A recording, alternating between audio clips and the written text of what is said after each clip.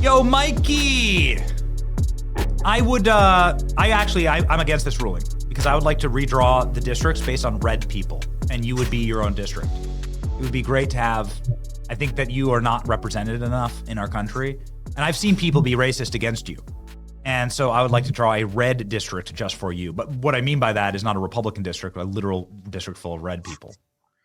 No, it's the National Association for the Advancement of Ginger People, Ben, NAAGP. We are the lowest people on the totem pole. We are lower than trans. So we need our organization. We need our congressional districts. It's open season on us. We're going extinct, and everyone's very happy about that. True. It's very hard for you to hide, when you're being hunted, through the forest. It's very hard. A big old red blot.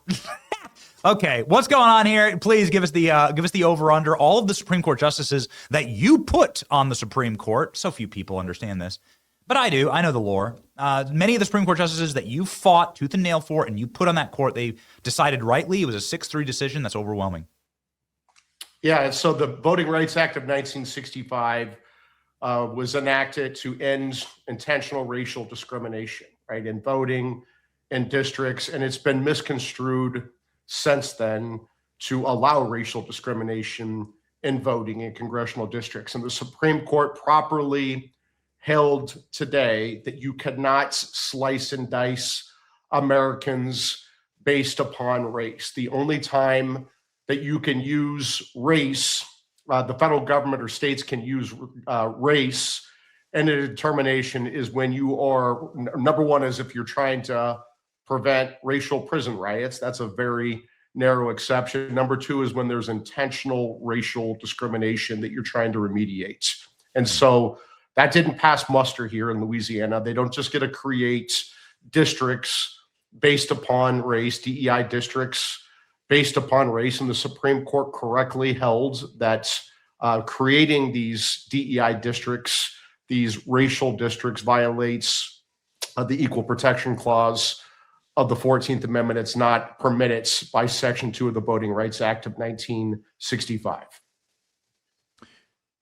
How much do you think that Ketanji Brown Jackson was like screaming or I guess talking into her pillow? Because she says so many words inside of the Supreme Court.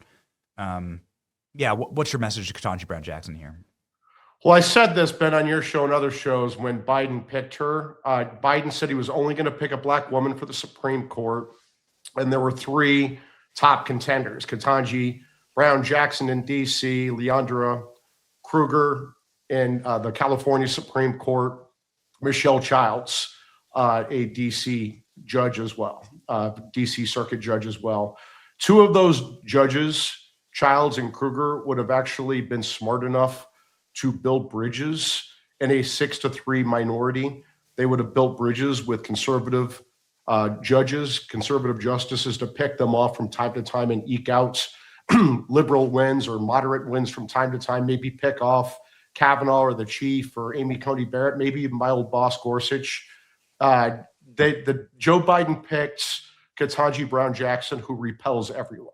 And that's the problem. She is so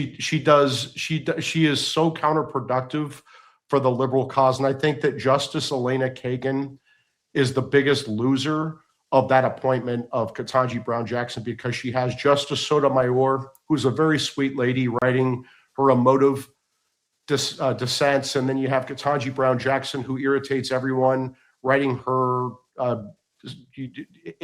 ignoramus dissents. And then you have Elena Kagan, who's actually very smart and strategic and tactical, who has to be pulling her hair out right now. And today's 6-3 ruling is Exhibit A of that, of how stupid it was for Joe Biden to pick Ketanji Brown Jackson. Elena Kagan hasn't had much hair left. We saw it at the State of the Union. Whoa.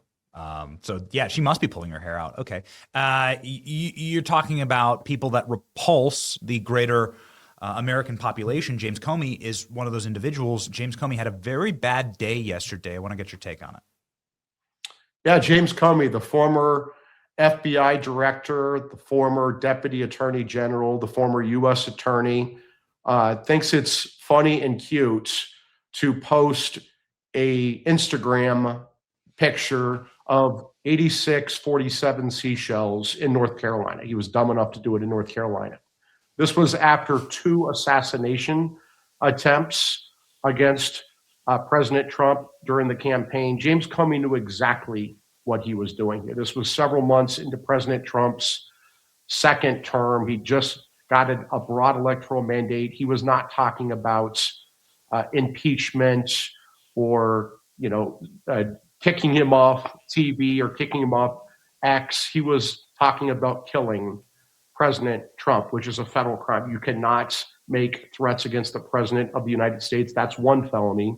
You can't transmit those threats online. That's a separate felony. And so that's why the citizens of the Eastern District of North Carolina returned this 2-count indictment against James Comey for felony charges.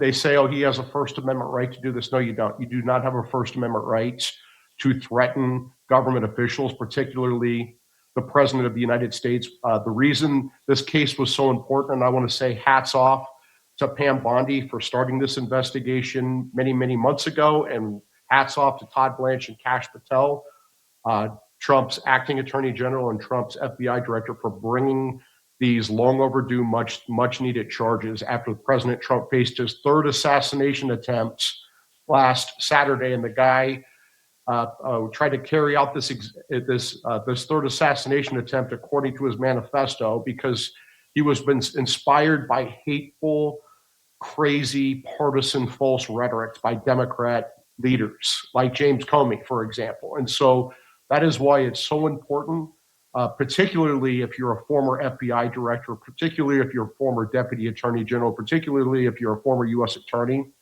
for the grand jury in North Carolina to bring these charges, to send a message. This is not acceptable. The Democrats have created an assassination culture.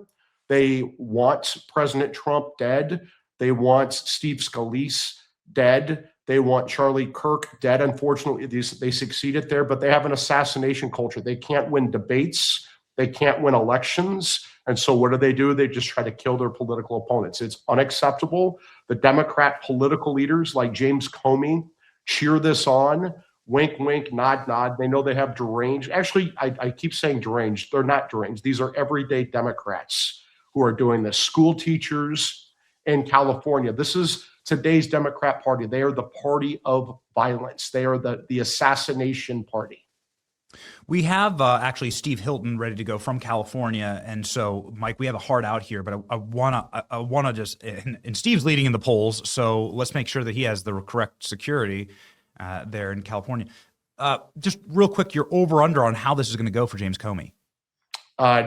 This is a grand jury and a jury pool in the Eastern District of North Carolina, not the Eastern District of Virginia, the suburbs of DC, with a bunch of Democrat government workers and Trump deranged rhinos. If the jury follows the evidence and follows the law, James Comey should be found guilty because he committed very serious federal felonies here. But you know what? I kind of like James Comey, who dragged General Michael Flynn through a bogus criminal prosecution, President Trump's incoming national security advisor. I say to James Comey, go to hell. And in the meantime, good luck at trial. Are you measuring those extra long jumpsuits? Orange jumpsuits? What is it? 6'7" orange jumpsuits. I think he would make a very nice prison lawyer. So James Comey could have a higher purpose, going to prison and writing habeas petitions for MS-13 and Tren de Aragua prisoners. Oh, there's this classic clip where James Comey is talking about how Donald Trump would love prison and he can just live in a double wide at the end of the yard and do his workouts and eat there. And it's like, man, bro, that could apply to you as well. So it's going to be an exciting timeline. Thank you, Mike. We hope that you'll join us again. There's so much. Todd Blanche, man, is moving like it's white boy summer. Really impressive.